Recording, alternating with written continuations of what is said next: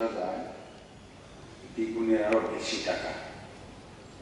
এতে বোঝা যায় যে মোদিজির মডেল স্টেট করার জন্য উনি যে আমাদের ত্রিপুরা জেলাকে সামনে রেখে এগিয়ে যাচ্ছেন। আর্থিক বরাদ্দের মধ্যে বোঝা যায় যে ত্রিপুরাটাকে দক্ষিণ পূর্ব এশিয়ার পরিপূর্ণ করার জন্য ওনার পরিকল্পনা, এটাকে সামনে রেখেই আমাদের আজকের মানে এই বাজেট। বিশেষ করে শিক্ষা, যে জাতিকে ধ্বংস করতে হলে পর শিক্ষা ব্যবস্থাকে ভেঙে দিতে হয়। এটাই করেছিলেন ম্যাকুলের ফর্মুলা মেনে ব্রিটিশ সরকার। সেই ১০০ বছর আগে আমাদের গুরুকুল যে শিক্ষা প্রতিষ্ঠান ছিল ওইটাকে বন্ধ করে দিয়ে যে ভারতবর্ষ নালন্দা বিশ্ববিদ্যালয় এবং তক্ষশিলা বিশ্ববিদ্যালয়ে ১০-১২ হাজারের উপর সারা পৃথিবীর শিক্ষার্থীরা এখানে শিক্ষাগ্রহণ করতেন, ওইটাকে ভেঙে দেওয়ার পর মানে সক্রান্ত করে করার পর আমাদের ভারতবর্ষে এখন শিক্ষা দীক্ষায় অন্য উন্নত দেশের তুলনায় আমরা এখন প্রগ্রেসিভ মানে উন্নতশীল হয়ে গেছি। যেখানে আমরা শিখাতাম ওইখানে আমরা এখন শিখছি। তো এটা করেছে ব্রিটিশ। তেমনি ত্রিপুরা রাজ্য ভারতের সাথে যোগ দেওয়ার পর ১৯৪৯ সনের ১৫ অক্টোবর যোগ দেওয়ার পর ৩৫ বছর কংগ্রেস এবং ৩৫ বছর বামফ্রন্ট সিপিআইএম এর নেতৃত্বে যে করেছিল সরকার করেছিলেন, তখনও ওনারা এসবগুলি কোনো চিন্তাই করেননি। তার জন্য আমাদের প্রায় ৭০ বছর অনেক পেছনে আমাদের রাজ্যের প্রজন্মটাকে ওনারা ফেলে দিয়েছিলেন। কিন্তু এখন আমাদের চলো পাল্টাই করে পাল্টানোর পর বিনা রক্তপাতে সিপিএম নামক সেই কুশাসন থেকে মুক্তি হওয়ার পর যে আমাদের সরকার এখন ৭ বছর চলছে, তো এইখানে যেভাবে শিক্ষা, স্বাস্থ্য, কৃষি এবং বিভিন্ন জায়গায় যে বরাদ্দ করা হয়েছে এটা সত্যি সদর্থ।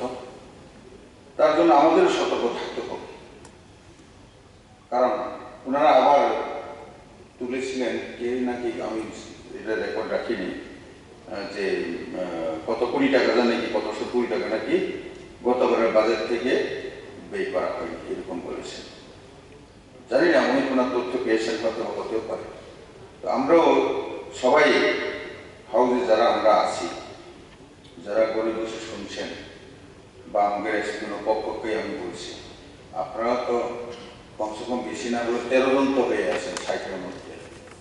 তো ১৩ জন আপনাদের এলাকাতে যাহাতে যে বাজেট আসবে এগুলি যাতে সঠিকভাবে ব্যবহার করে খরচ করা হয়।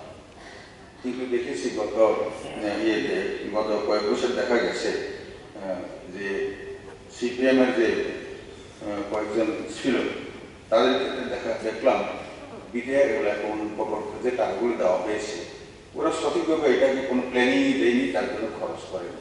এতে আমাদের রাজ্যের একটা ক্ষতি হয় এবং জনতা এটা সুযোগ পাচ্ছে না, এটা যাতে না হয় তার জন্য এখন দেখলাম শিক্ষাতে ২০ নম্বর পয়েন্টে গুণগত মান, রাজ্য সরকার বিদ্যালয় শিক্ষাক্ষেত্রে গুণগত মান অধিকতর সমস্যাদি করে তুলতে একাধিক গুরুত্বপূর্ণ উদ্যোগ গ্রহণ করেছে। রাজ্যের বিভিন্ন শিক্ষক ও শিক্ষক কর্মচারীদের পদ পূরণ করার জন্য উদ্যোগ গ্রহণ করেছে, যার মধ্যে রয়েছে স্নাতকোত্তর শিক্ষক, স্নাতক শিক্ষক নবম ১০ম শ্রেণীর জন্য ৬ষ্ঠ থেকে ৮ম শ্রেণী পর্যন্ত অস্নাতক, অর্থাৎ বিভিন্ন জায়গায় বিভিন্নভাবে বৃত্তিমূলক পরিশ্রমের মাধ্যমে ২০০ জন মেধাবী শিক্ষার্থীকে ৬০,০০০ টাকা করে যে দেওয়া হয়েছে এই বিষয়, এবং এখানে ১২০ লক্ষ টাকা রাখা হয়েছে। তেমনি ২৩,৩০০ বাইসাইকেল আগে পূর্বতন সরকারের জমানায় মেয়েদের মধ্যে শুধু অন্তর্দেরাই পেত সাইকেল, কিন্তু আমাদের সরকার আসার পর এইটাকে মেয়ে ক্লাস 9-এ উঠলে তাদেরকে সাইকেল দেওয়া হয়। তো এটি হচ্ছে প্রগ্রেসিভ। ওনারা এটা বুঝতে পারেন না, বুঝবেনও না। তো কি করে ওনারা কয়েকজন ভাষণ দিয়ে তার জন্য দেখা যাচ্ছিল কয়েকজন ভাষণ দেওয়ার পরে কিভাবে এখান থেকে সমালোচনার মুখর থেকে বাঁচা যায় রাস্তা খুঁজছিলেন, কিন্তু এটা কায়দা করে এটা বেরিয়ে গেছে। তো কাজে ওদের সামনে বলতে পারলে ভালো হতো, কারণ ওই একটা কথার মধ্যে আছে না, যাত্রা যখন ফুটে উঠে তখন দেখানোর লোক যদি থাকে তখন ফুটে উঠে, তো দেখানোর লোক না থাকলে পর ঠিক মতো যাত্রা গানগুলো হয় না। কমসে কম অল্প বদুরের মধ্যেও এর 13 সাহিত্যের মধ্যে 13 আছে, তো এরা তো শোনানো উচিত। তবে ঘরে বসে নিশ্চয়ই শুনছেন, তবে ওদের বাদেও বাকি আমাদের জনতা জনার্দন করে শুনছেন। আপনারা একটু বিচার করবেন তাদের সময় কি হচ্ছে এবং এটা তুলনা করে। 390 কোটি টাকা আমাদের এখানে রাখা আছে। তো তেমনি 21 নম্বর পয়েন্টে শিক্ষার ক্ষেত্রে এখানে এখানে দেখা গেছিল যে 3,137 বিদ্যালয়ে নতুনভাবে কিচেন গার্ডেন গড়ে তোলা হয়েছে। আসলে আমাদের এখানে একটা সুযোগ এসেছিল, বেঙ্গালুরের ইসকনের তরফ থেকে, অক্ষয়পাত্র ফাউন্ডেশনের তরফ থেকে, যখন বামফ্রন্টের সময় মানিক সরকার মুখ্যমন্ত্রী ছিলেন, আমি তখন ছিলাম, যে ওনারা বলছিলেন আমরা 18 লক্ষ লোকে প্রত্যেকদিন দুর্বল খাওয়াচ্ছি। আপনার যে এখানে মিড ডে মিলের যে বিষয়গুলি আছে কিছু টাকা হবে না, আপনাদের অঙ্গনওয়াড়ি সেন্টারে যারা খাওয়াচ্ছেন তারাই থাকবে, শুধু তারা রান্না করতে লাগবে না, শুধু বর্তনগুলি সবসময় নিয়ে যাবে, খাদ্য ভর্তি, সুস্বাদু খাদ্য ভর্তি নিয়ে যাবে, ছাত্রছাত্রীদের খাওয়াবে, একটু বর্তনটা ধুয়ে আমাদের কন্টেনারে গাড়ির মধ্যে তুলে দেবে, এই তোমাদের কাজ। কিন্তু মানিকবাবু তখন বুঝলেন না, উনি নাকচ করে দিলেন, না আমি যা চলছে ঠিকই আছি। উনার একটা সন্দেহ ছিল যে হয়তো অঙ্গনওয়াড়ি সেন্টারে যারা রান্নাবান্না খাওয়াচ্ছেন, যেটা ওই সারাদিন কাজ তো কিছু পড়াশোনা করেই না, চালে ডালে মিক্স করে দেওয়ার পরও ডাল চালটাকে আলাদা করার জন্য ওইখানে লেবেল লাগিয়ে করা, তো এটা বিক্রি করার জন্য, তো এগুলি বন্ধ হয়ে যাবে, তার জন্য উনি রাজি হলেন না।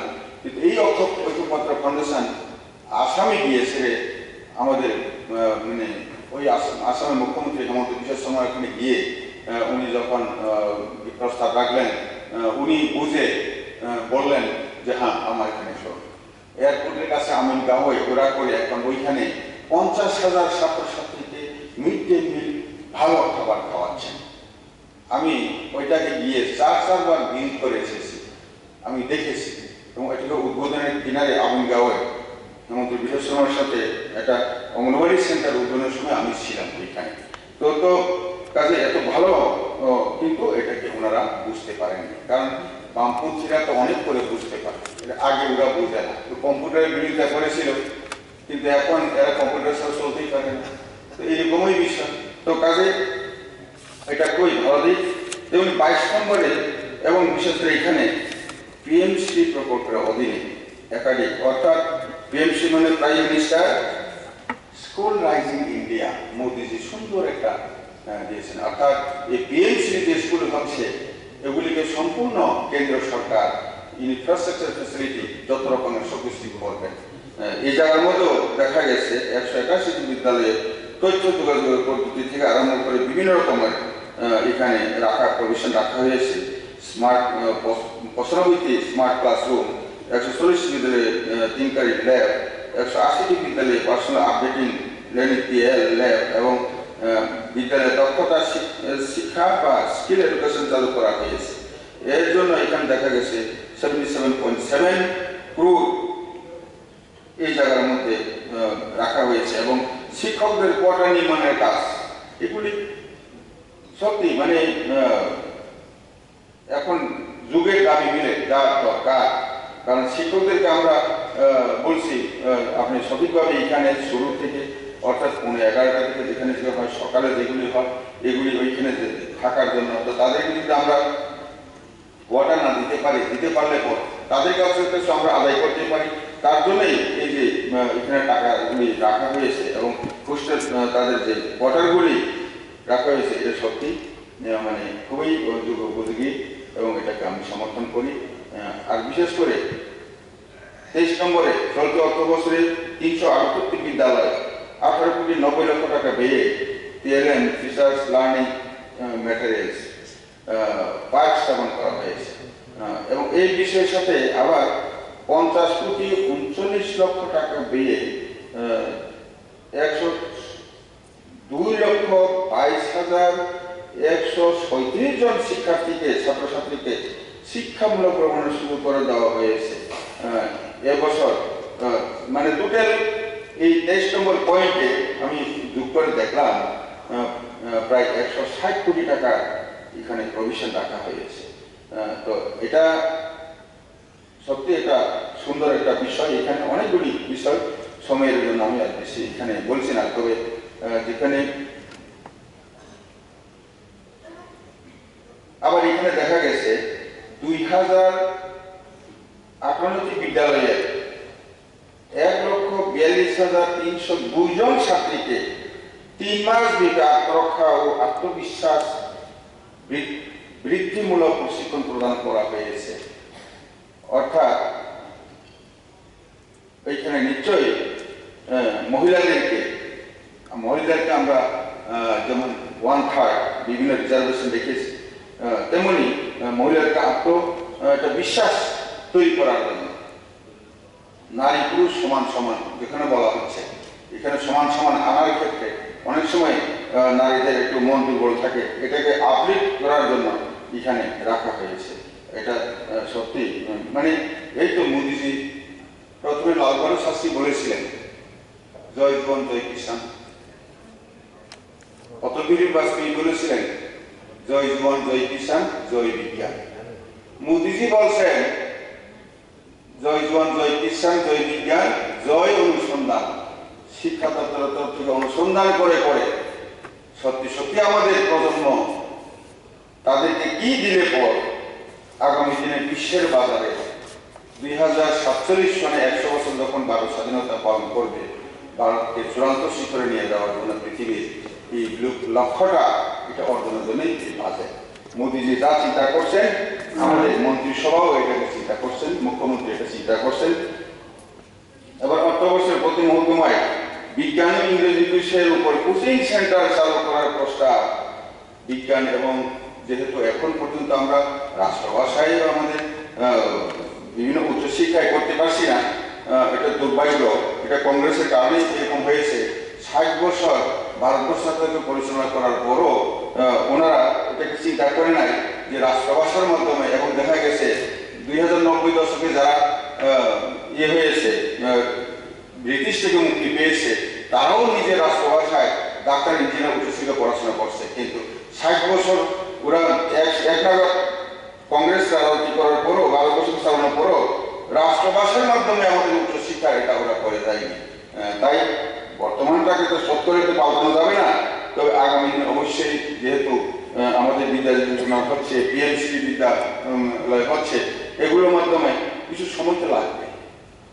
আপনি আনারস লাগাইলে 4 বছরের মধ্যে ভালো ফল পাওয়া যায়, কলা গাছ লাগাইলেও, কাঁকড় গাছ লাগাইলে 5 বছরের মধ্যে ভালো ফল পাওয়া যায়। কিন্তু বলা হয়েছে শিক্ষাটাকে যদি সঠিকভাবে নিয়ে যেতে হয়, শিক্ষার কোর্সটাকে চালু করলে 25 থেকে 50 বছর নাকি এটা ফল আসতে সময় লাগে। তো আমাদের এটা লাগবে, কিন্তু আগামী দিনে এই বিষয় চলছে যে ভারতের কৃষ্টি সংস্কৃতির সামনে রেখে, এবং যেটা সবচেয়ে আমাদের রিসেস পৃথিবীর যে এবং ভাষা, আমাদের রাষ্ট্রভাষা, এর মাধ্যমে আগামী দিন আমরা এটাকে করার জন্য এটা রাখা হয়েছে। এবং বিজ্ঞান এবং ইংরেজিতে আপাতত যে রাখা হয়েছে, তাদের শ্রেণীতে পাঠরত তাদের শিক্ষার্থীদের কোচিং করতে পারবে, এবং এতে জয়েন্ট এন্ট্রান্স পরীক্ষাতে এখানে গিয়ে আমাদের ছাত্রছাত্রীরা ওরা ভালো ফল রেজাল্ট করতে পারলে তবে ভালো কলেজে, বিভিন্ন জায়গায় উচ্চশিক্ষায়, মেডিকেল কলেজে আমরা ওইখানে আমাদের সন্তানরা সুযোগ পেয়ে যাবে। এর জন্য ভালো একটা পদক্ষেপ দেখা গেছে আগে, বিশেষ করে এডিসি এলাকার দেখা গেছে বলছে ডাক্তার করে দিচ্ছে, কোন ডাক্তার? পশু ডাক্তার। এলোপ্যাথিক মানুষের ডাক্তার হতে পারেনি, পশু ডাক্তার। কারণ নম্বরে 12 পরীক্ষার সময় নম্বর কম, আর জয়েন্ট এন্ট্রান্সের মধ্যে যেহেতু সিবিএসসি পরীক্ষা দেবে না সিবিএসসি কোচিং নেবে, এই করতে গিয়ে ওইখানে নাম্বার কম, এতে ভালো কলেজে পাচ্ছে না, ভালো কোর্স পাচ্ছে না। কিন্তু এখন এটাকে সামনে রেখে আমাদের এই কোচিং সেন্টারের ব্যবস্থা করা হয়েছে।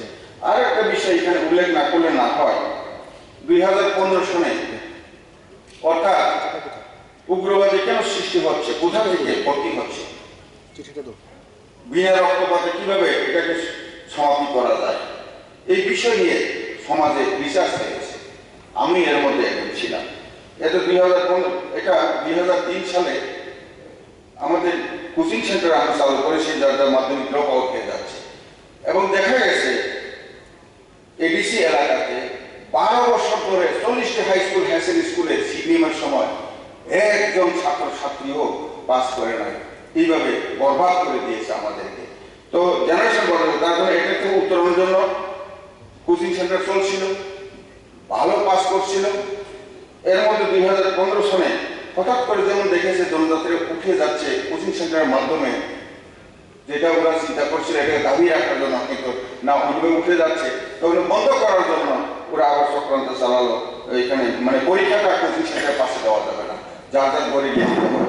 এই করতে গিয়েছে 29 দিন এই জানুয়ারি মাসের শীতের সময় এই বিবেকানন্দ ময়দান, আস্তর ময়দানের পুনাতে আমি নিজেও সোসাইটির সাথে জড়িত যেহেতু ছিলাম, ওনজিতে চাকরি করার ক্ষেত্রে 29 দিন এখানে আমাদের ধর্ণা দিতে হয়েছে, কিন্তু মানিক সরকার রাজি হলো না। তখনই আমি প্রমাণ নিয়েছিলাম, প্রতিজ্ঞা করেছিলাম, মানিক সরকার তোমাকে আমি একদিন ত্রিপুরা থেকে উঠিয়ে ফেলে দেবো। যেটা 2018 সনে সুযোগ পেয়েছি, ওই 2018 সনে আমি কাজে লাগিয়ে ধলাই ডিস্ট্রিক্টের মতো 6টি মন্ডলের মধ্যে অ্যাসেম্বলি কনস্টিটিউশনের মধ্যে আমাকে প্রভারী হিসেবে পার্টি তরফে দেওয়ার পর ওইখান থেকে 6টাকেই আমরা জিতে বের করে আনতে পেরেছি।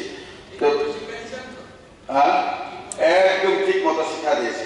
আর আগামী বারে তো নাও, আর আগামী আর কোনোদিন 2017 পর্যন্ত মন্ত্রী বলছেন যে অনেকেই বলছে যে 2024 তো করতে পারেনি, 2029 আবার মোদীকে হারানো যায় কিনা।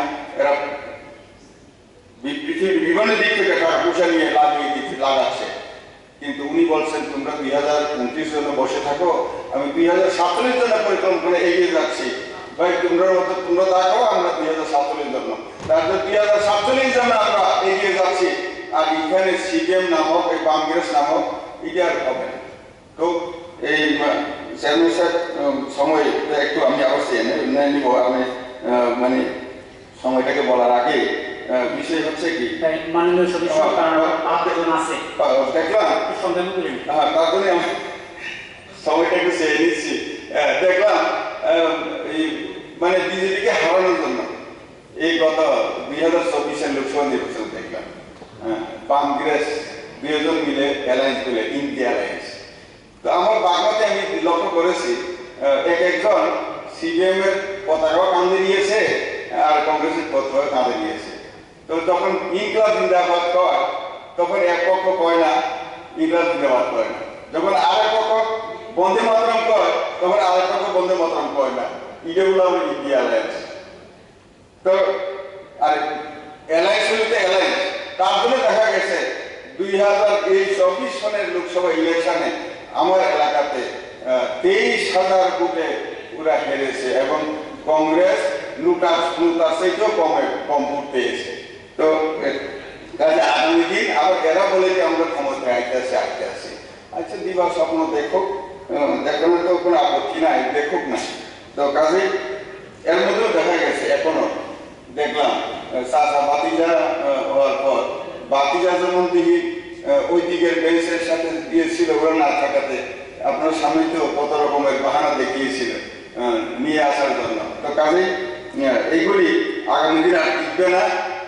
এই বিরোধী বলতে তো আরেকটা বিষয় মনে করিয়ে দিতে হয়, এই বাজেটের মধ্যে এরকমই একটা প্রশ্ন উত্তরের পর্ব ছিল 1978 সনে বামফ্রন্ট যখন বামফ্রন্টের সরকার, নতুন বছরের সরকার, বামফ্রন্ট সরকার 1978 সনে ওরা ডিসেম্বরে ইলেকশন হয়েছিল, 1978 রেজাল্ট বেরিয়েছিল, 60-এর মধ্যে 56টা পেয়েছে বামফ্রন্ট। তখন প্রশ্ন উত্তরের মধ্যে ত্রিপুরার যে পশু কত আসে জিজ্ঞাসা করা হয়েছিল। এর মধ্যে একজন তাদের মধ্যে সিপিএমের মধ্যে জিজ্ঞাসা করেছে বান্দর কতজন আছে, তখন বলে কি ওই কিউজেস মাত্র চাইছিল, তো এই 4জন বান্দর আছে, 4টা বান্দর আছে। তো এইরকম ধরনের তখন 1970-তে তাদের মানসিকতা, আর তাদের দরদি হয়েছে এখানে আরেক বাবু উকালতি করছে এসে। তো কাজে কারণ ব্যাপার হচ্ছে কি কিছু বিষয় সামনে বলে গেছে, সবটা জিনিসই মনে রাখার দরকার নেই, কিন্তু কিছু বিষয় মনে রাখতে লাগে। তার জন্য 1978-এর এই বিষয়টা আমি মনে রেখে আজ আপনাদের সামনে রাখলাম, এটা দেখবেন ওইখানে আছে। তো কাজে ওরা মানুষকে মানুষই বলে না, আবার বিরোধীকে ওরা কোনো সম্মান তখন যদি দিত এই 4জন এমএলএ, এই কংগ্রেস তো তখন 0-এর মধ্যে সেঞ্চুরি, ডাবল সেঞ্চুরি, ডাবল 0 একজনও ছিল না, অথচ কংগ্রেস ফর ডেমোক্রেসি বলে ওরা ইলেকশন লড়াই করেছিল, একটাও পাইনি। কিরকম লজ্জাকর, তারপরেও ওরা আবার ওইখানে এখন তারা অ্যালায়েন্স হয়েছে। তো কাজে আমাদের সর্বশেষে এটাই বলবো চেয়ারম্যান সাহেব, বিশেষ করে আমাদের এই বাজেটটা সত্যি সত্যি এটা যুগোপযোগী এবং আগামী দিন আমাদের ত্রিপুরা চেহারা পাল্টিয়ে যাবে। বিভিন্নভাবে যে কতগুলি রাখা হয়েছে খুঁজে খুঁজে বর্তমানে পৃথিবীর চূড়ান্ত শিখরে নিয়ে যাওয়ার জন্য ত্রিপুরার সবচেয়ে অনুন্নত আগে ছিল, কিন্তু এখন সেই অনুন্নত নয়। অষ্টম ব্লকের মধ্যে ত্রিপুরা অনেক এগিয়ে বিভিন্নভাবে।